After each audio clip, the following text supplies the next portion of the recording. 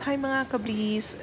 So today, ipapakita ko ngayon sa inyo kung gaano ka-accessible and strategic ang location ni Hamano Homes. Ayan po si Hamano Homes. Along the highway po siya ni Mabalacat Road.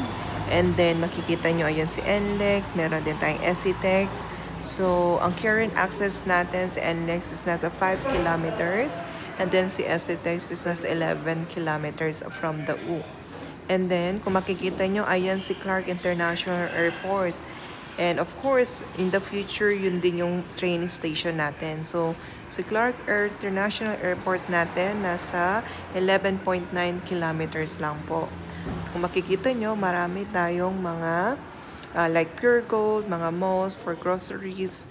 May mga Marquee Mall tayo, may SM City Clark, and then may mga schools and may mga hospitals. So, ayan. Feature access, ayan si North-South Commuter Railway, Subic-Clark Cargo Railway na nasa 13.2 kilometers. Ang Clark Global City naman po. And Clark Freeport Zone, nasa 13.4 kilometer. Ganyan po siya ka-accessible and strategic allocation ni Hamano Homes. So, for those investor din, kita nyo po kung gaano siya ka-accessible. Ito, kung gaano siya kaganda mag-invest dahil mabilis ang pag-increase ng market value ng property.